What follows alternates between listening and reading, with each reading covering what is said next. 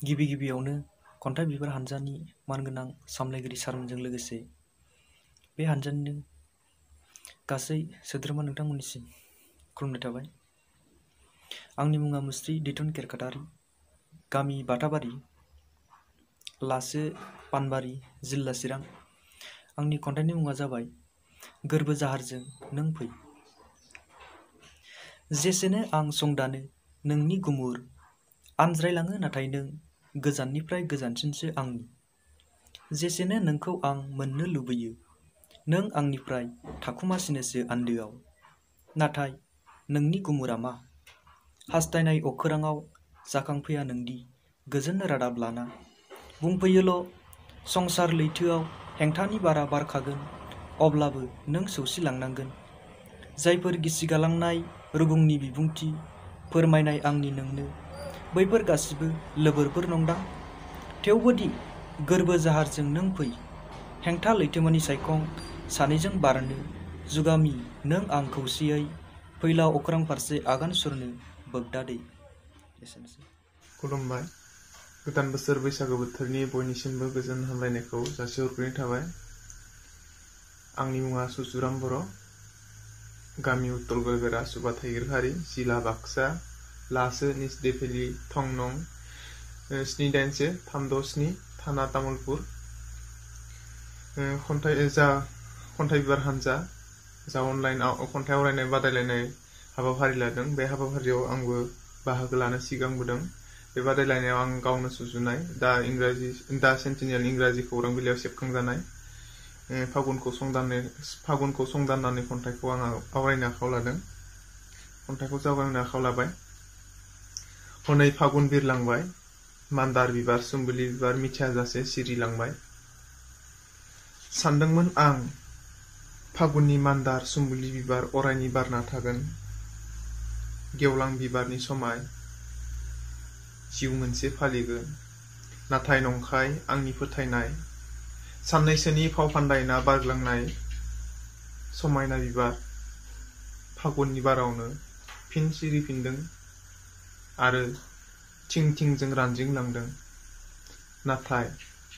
नाथाय नागिरबायो आं दाबोनो रानज्रिंनाय बिफांनि मिरौ जिरौ, दालाइनि बिजौ बिजौ गाबबायदों खौवौआबो दालाइ बास्लाय बास्लाय, गारामा हब्रा हब्रा। नाथाय खोनानो मोनासै रावनिबो सिन्थाय देंखो, खालि खोनादों सैथो दाननि सैमा हेङालिनि रोदावद्लाबायनाय। गोजोन्थों। जोबनायाव थासारिखौ नायनानै जा लकडाउन सोलिदों बेनि फारसे। खुलुमबाय। आंनि मुङा मुस्रि सानसुमा बसुमतारी, आं बाक्सा नावखातानिफ्राय। बोहैथि बोसोर गोदान रंजालि बैसागुजों लोब्बा लाखिनानै खन्थाइ बिबार हानजानि अनलाइन खन्थाइ आवरायनाय बादायलायनाय हाबाफारिखौ सामलायलांनाय सामलायगिरि बिजिरगिरि सारमोननिसिम आंनि अननाय सिबिनायखौ बावहरग्रोनाय जाबाय आरो बे हाबाफारिखौनो मेहेरगोनां खालामनो थाखाय आंबो आंनि सानस्रिजोंनो सुजुनाय दोंसे खन्थाइखौ आवरायहरनो आखायाव लादों। बे खन्थाइनि मुङानो जाबाय रजेनि सिमाङा फेलें थांमारबाय। दा खन्थाइखौ आं आवरायनोसै। रजेनि सिमाङा फेलें थांमारबाय। बोथोर मोनहां मोनहां खुथार खुथार दाबायनाय गोमो गोथां बाथ' गां, आगरजों मोदान फबनाय आर'नाइ, बैसाग हाबनायजों दाखांनायजों ग्रोब जाबाय। नाथाय गैया, बाक्सुआवसो सोनानै दोननांबाय। खोथा होनाय बादि आसा खालामबाय, रजेनि फैगोनखौ नेनानै थाबाय। नाथाय गैया, बैसागुआवनो बन्दसो जागारबाय। एमब्रायैनो रजेनि सिमाङा फेलें थांमारबाय। गोरबो इसिङाव बेसेबांबा सिमां सुजुदोंमोन, हांमा हांसानि आर'नाइ फालिखौ गानहोगोन मदद जांगिला रजेनि गोदोनायाव गोदान बोसोर देग्लायनि बैसागुआव। गोसो सिङावनो सिरियै सानखोमा बायदोंमोन, रंजा बाजा लोगो लेवाजों आंगोनि रजेया बैसागु जाफैगोन। खाम जथा सेरजा सिफुंनि देंखोजों गोमखांहोगोन। आंगोनि रजेजों आंहाबो हायला हुइला रंजाफागोन। बैसागु जाखांब्लानो रजेखौ बिदाय होगोन। जुलिनि रादायखौबो बे बारावनो स्रोद हरफाखागोन। नाथाय गैया, गासैबो सानस्रियानो खानासो नांबाय। संसाराव गिलु बालु बिदिन्थाजोंसो सुबुंफोरा जुजिनांबाय। गोसोनि मिजिंफोराबो सिरि सिरियै हारसिङैनो रुंग'लांजोब्बाय। आय', रजेनि सिमाङा फेलें थांमारबाय। एसेनोसै आंनि खन्थाइ आवरायनायखौ एसेयावनो थुंगे होनाय जाबाय। गोजोन्थों। खुलुमबाय। आंनि मुङा मुस्रि प्रबिन बसुमतारी। आं दा गावनो सुजुनाय दोंसे खन्थाइ आवरायनो सानदों। बे खन्थाइनि मुङानो जाबाय जुग आरो बुहुम।